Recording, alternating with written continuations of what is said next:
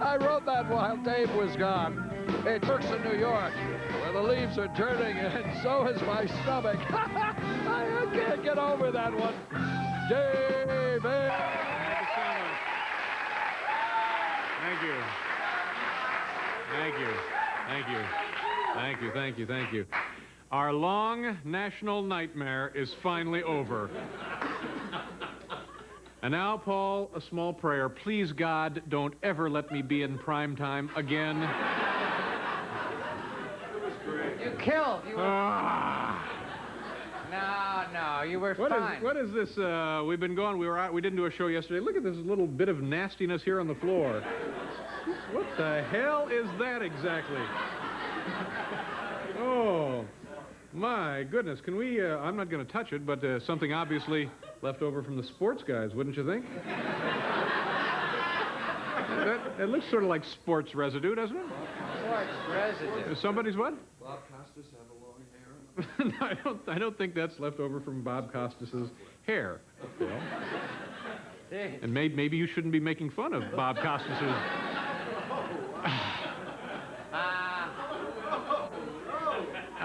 ladies and gentlemen, what the hell were we talking about? I think we were talking about Sunday night. You know, I'll tell you one interesting little thing. Yeah. First of all, if anybody ever asks you to host one of these things, do yourself a favor, plan a death in the family. I don't know, is that too harsh? I don't know. No, I loved it. It was great fun, and I feel though I probably grew as a performer. No. Listen, huh? you looked... Stop it. Never mind. I got a long list of people who said make sure, because I was there. I had a great time myself. I knew I was in trouble about a minute into this nonsense. I hear Schaefer laughing from somewhere in the auditorium. And in that circumstance, if you're making him laugh, you're just hanging yourself. When I laugh, it's because it's the most perceptive. We know why you laugh. We know exactly why you were laughing. No, I laughed because I was into the material. But a lot of people said, make sure you tell David he was fabulous. Yeah, well, no, but now here's don't do that. I'll come up.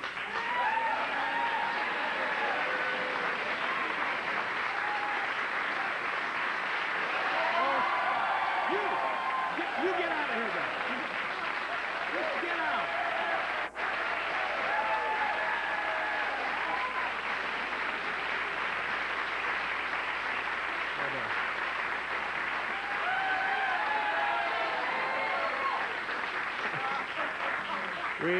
We had to send Bill to Robert Wright's office. He was misbehaving, and we had to unload him. The word on the street, though... Oh, now stop it. I have a little anecdote here to tell you, and then you can yammer all you want. Then I'll give you... Okay. Okay, now ask me what I asked you to ask me. Okay. I wanted to know anyway. Sybil Shepherd. Yeah, okay, so... Did you get to... No, that's... Of course I did, Paul. Everybody did. No. What about Sybil Shepherd? We're getting ready to do this silly little nonsense on NBC. Carried it, didn't it? And by the way, this show... Little thing called the Emmys, the Emmy Awards. You know how much this show cost? I don't know if you saw it or not, but you know how much it cost them to put on this show? Take a guess. Paul, you guess. How much it... $2.5 million. $3 million. Wow. To do that. I was just... Yeah. It really did cost $3 million. $3 million. That's a big show. And they had the music coming out of a Walkman, which I thought was... So anyway, we're getting ready to do this broadcast out of Pasadena, and that was kind of the fun, too, flying all night 3,000 miles to be in Pasadena. And we get there, and just this, like 5 minutes before the show begins, and everybody's quite nervous, and Sybil Shepherd is there with Bruce Willis. Yeah. Bruce Willis, they're very nice people. Out of a flask, he's drinking tequila. So I think he thought he had won something because he... and I hope I can phrase this delicately, but just like 30 seconds before I'm supposed to go out there and whatever happens, Sybil Shepherd is walking around clutching part of her anatomy, asking various people if they wouldn't mind feeling it for her. And she turns to me and she says, "Would you mind feeling this for me?" Now, I'm surrounded by a group of strange people, and I look at everybody and I said, I'm stupid if I pass this up, aren't I? And everybody said, yes, you are. And so I then got to do this. Yeah. And that was the highlight for me. Well, what? Can you just zero in on what? Well, no, I don't think that I don't. I mean, it sounds a little coarse now, don't you think?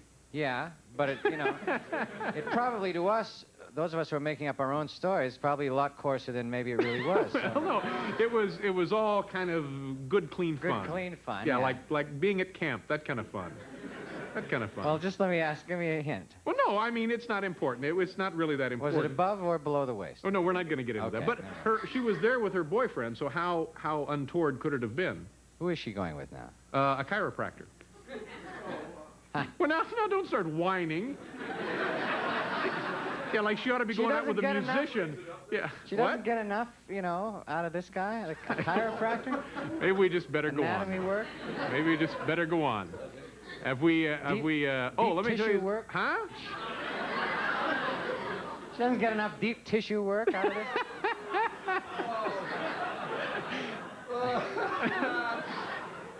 Have you ever been Rolf? Huh? Have you ever Never been mind. I've never seen Joan Collins in person, but I got to see her in person. And she had this dress on. She looked like Princess Zendar from... Everybody was very nice. Here's Mary Hart said, make sure you tell David. You're called Brush with Stupidity. Various members of our studio audience who have done goofy, silly, stupid things in their lifetime will now get up and tell us all about them. Is there a Michelle Perry with us tonight? Michelle, wherever you are, stand up and identify yourself. Hi, Michelle, how are you? Hi. Where are you from? Ventnor, New Jersey. Ventnor, New Jersey? Right next to Atlantic City. Next to Atlantic City. So you're up here for the day or up here? Day in the evening. Uh-huh. And what are you going to do after the show? Just walk around and maybe have a dinner. Enjoy ourselves. Good. What do you do for a living in Ventnor? I work at Resorts International. So you're involved in the gaming industry down there. Okay. What do you do for Resorts International? I'm a telemarketing specialist. What does that mean? I deal with the public, with customers over the telephone. Okay. Marketing. All right. Okay. And let's see. You are going to tell us about a brush with stupidity. Right. Okay. I was at a Phillies game at Veterans Stadium about 5 years ago, and during the whole game, my wrist was killing me, and I couldn't imagine what was wrong. I didn't think I'd hurt it, and there was pain shooting up my arm. And after the game, I said to my husband, then my boyfriend. Oh, congratulations. It worked out very well for you. Nice to see you. You better take me to the hospital because I'm really in a lot of pain. Throbbing. Yeah. So we went to the hospital. He took me to the emergency ward, and the doctor came out and looked at the shirt I was wearing. And he went like this with the sleeve, and he said, I think the elastic around the wrist is a little too tight, and it's cutting the circulation off your wrist. So I was quite embarrassed, but that's all that was causing the pain. The elastic was too tight. You're very lucky, but I understand that's just beginning to scrape the surface on this story, isn't it? Isn't there something else that we ought to know about this tale of woe? All right, go ahead and tell the rest of the folks. I guess I'd cried wolf once too often. The next time we were at a game and I complained of stomach cramps, my husband just laughed. The baby had to be delivered by slugger Mike Schmidt. The next inning, he took out Steve Carlton's appendix. What a day. Oh, but the Phillies won the game. Good for the Phillies. And here we have a little something for you, Michelle. We have, this is nice. This is from the folks at General Electric. It's a remanufactured telephone. This is a used telephone. They've remanufactured it, and it's just like new. Thank you, Michelle. Nice meeting you. Have a nice day in New York. What do you do in London? I work for an American bank in the foreign exchange dealing room. You're involved in skimming, I guess. Yes, exactly. International banking joke. It means nothing. It means absolutely nothing. So you have no idea what the show is like, do you? No, I've never seen it before. I was told to get out. Why are you here if you've never seen the program? My friend Francis got tickets. Oh, they're very thoughtful of you. How long have you been friends with this gentleman? For 7 years. 7 years, okay. And you're going to tell us now about your brush with That's right. I was on holiday in the Canary Islands. Holiday, that means vacation. Vacation, yeah, sorry. And we went to a nightclub, this was about 15 years ago, and they had flamenco dancing, but in the back they had a ball ring. And everyone went out to the ball ring, and they asked for volunteers, and they came round with red sheets. And I took one and went into the ring with about 10 other people, and I was the first one led out, and then the ball appeared. It was not an actual ball? It was an actual ball. Yeah. It was not fully grown. The horns were blunted, well, I hope they were, and... Oh, yes, every precaution had been taken. That's right. And the ball was actually 10 feet away before it started its run. It's not like to the far end of the arena. And I was knocked over twice and suffered a few bruises.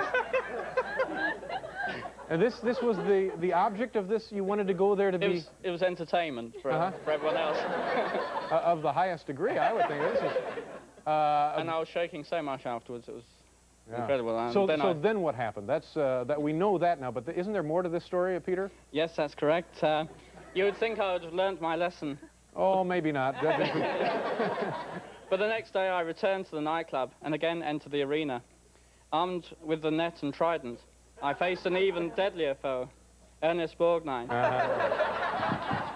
Fine. I think we've heard enough, Peter. Here we have for you, Peter. It's the Space Maker Kitchen Companion Radio from General Electric. Congratulations. Enjoy your stay. Nice to see you. Welcome back to the program. I didn't mean to imply that Joan Collins was odd-looking herself. It's just this outfit she had on was a little strange. That's all.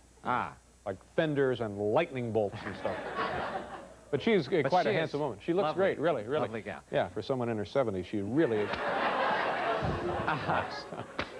But it was odd. Did you see her there, Paul? Yeah, I did. Yeah, did you speak to her? Striking. No, I didn't. Yeah. Spoke to Hank Mancini, though. Yeah? He Was he said, nice? Tell him he was fabulous on the show. But they pretty much seem to be nice folks. And okay, here we go. You know, and Nipsey Russell. Nipsey Russell was there? Said on the plane back, he said, make sure you tell David what a great job. Was that a charter? You and Nipsey had a charter coming back? Also on the flight, you know, Keisha from the Cosby Kids, Yeah. her dad said, make sure you tell David. You know, it's interesting. Bill Cosby was not on the Emmy broadcast because he doesn't believe in competition among actors. However, he was on 80% of all commercials shown that night. So. You know, we recently learned that you're doing it again, that laugh. That's what I heard the other night. That's the real, yeah, that's legitimate true. laugh when I really think something's funny. We recently learned that two NBC affiliates will be celebrating their anniversaries with this television network, WETM Television in Elmira, New York, and KTAL TV in Shreveport, Louisiana. Naturally, this news excited us tremendously, so much so that we've prepared this special tribute to our friends upstate New York and down in Louisiana. Tonight, Late Night pays special tribute to the thriving city of Elmira and Shreveport. the unmistakable skyline of Elmira and Shreveport.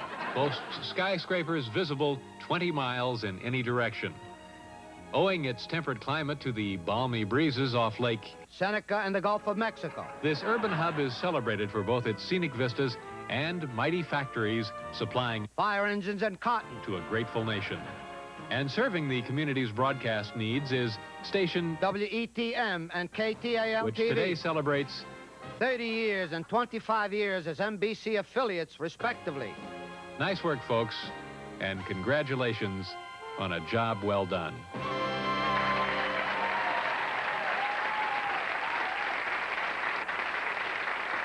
Okay. Our first guest tonight is Australia's top comedy star, and he makes his motion picture debut in a... Warn you about, firstly, you're going to get wet. Because the place is surrounded by water. Oh, and you're going to have to learn to say good day. Because every day's a good day in Australia. G'day, Paul. G'day, love. Come on. Come and say good day. I'll slip an extra shrimp on the barbie for you. Folks from down under, please say hello to Paul Hogan.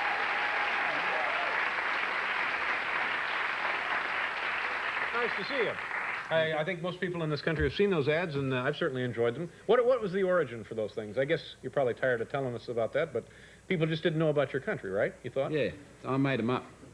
No, the only ads we had on for my country as a tourist destination in the US were talking koalas. Mm-hmm. And nobody wants to get on a plane with a koala flying it. No, that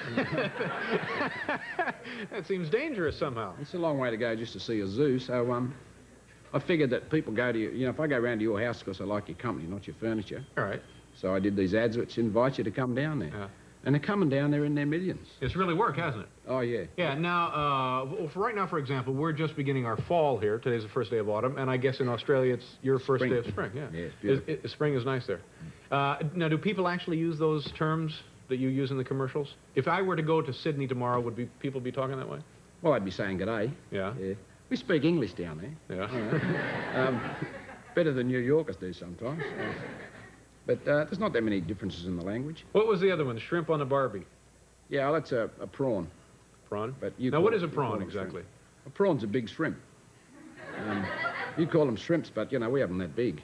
So it seems wrong to call them a shrimp. Yeah, it does, doesn't it? So you call them a prawn. Yeah. And the weather and the women, I understand, they say in Sydney and Melbourne are some of the most beautiful women in the world. Well, you see that little girl on the on that commercial? Yeah. She's about a 3 in Australia. Oh, no. Now, before you get into performing, excuse me, you were painting a bridge, right? You were a high iron worker, Yeah. whatever they call. Yeah. Where was that? High steel construction. I was working on the Sydney Harbour Bridge. Mm-hmm. And then how did you get into? I guess television was where you went, right? That was my proper job. It's a long story, but that's interesting. Good, because I'm really tired. Oh, good. You take all the time you want, Paul. You sit there for a minute and I'll tell you. We had a television show. It's called New Faces, which was a show in which amateur talent got up and did their stuff.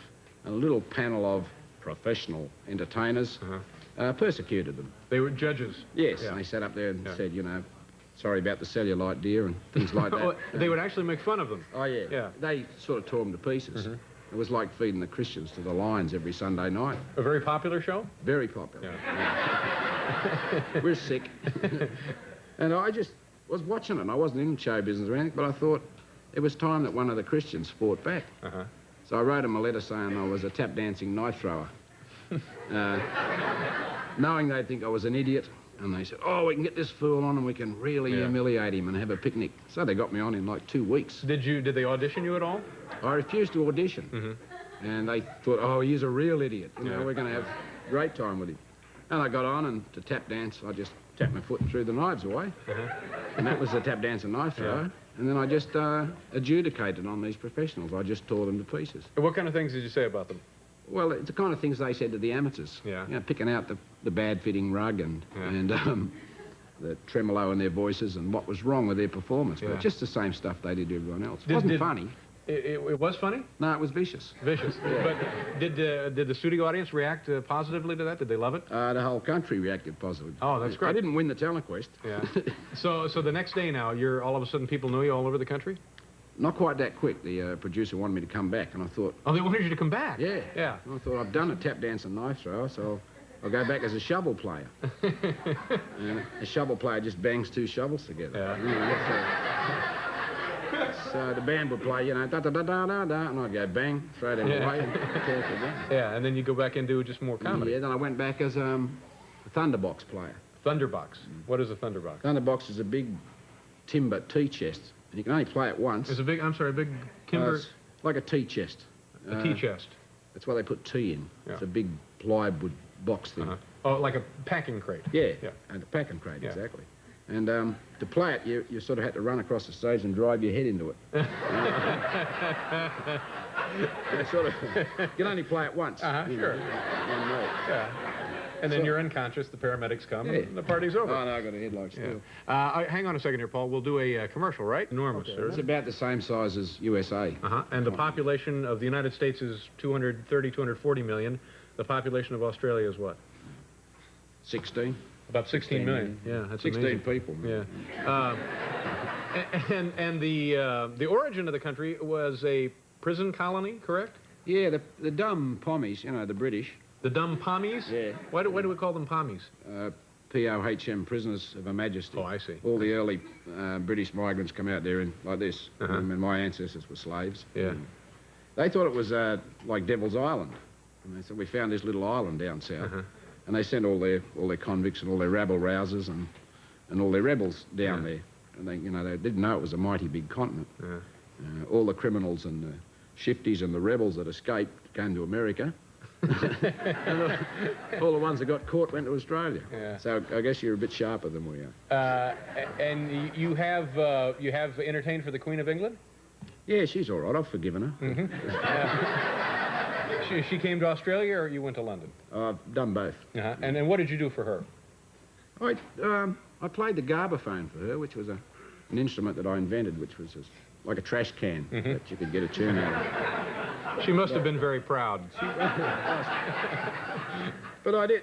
There's sort of all those committees that follow royalty around were sort of a bit upset. They said I'd insulted her because I had a door prize at the Opera House, and the door prize was dinner at my place. And you know, I sort of invited her and her husband to come to my place. I told her what bus to catch and how to handle the dogs when she got there and everything. And she didn't come. Didn't show up? No. Yeah. That's too bad. She's a good bird. I like her. Yeah. So you never heard if she herself was personally insulted? Oh, no, she was delighted. Yeah. She sent me a little note apologising for not coming. Yeah. I think it's a problem with buses and things like that. Yeah. What? Now, your film, tell us what this is about. Crocodile Dundee, that's you, I'm guessing? Yeah. Yeah. And what do you do there? Oh, it's a magic picture. I made my first visit here to New York about 2.5 years ago. And I went home to the Northern Territory, it sort of hit me that New York City and the Northern Territory, Australia, are the two extremes of the Western world. Far apart as you can get in every way. I got some mates up there that shoot crocodiles and dynamite fish and do stuff like that. They dynamite fish? Yeah. That's how you go fishing, you know. Real sportsmen. And they won't go into Darwin because they say they can't stand the big city. And Darwin's got a population of about 50,000. Yeah. And I thought, I've got to get one of these guys to New York City. So I sat down and wrote this movie, which is about the two cultures, New York and... It's doing well for you in Australia? Oh, it's ridiculous. It's the biggest grossing film ever shown down there. Past E.T. in about 12 weeks. Oh, no kidding? I'm not kidding. Well, that's very impressive.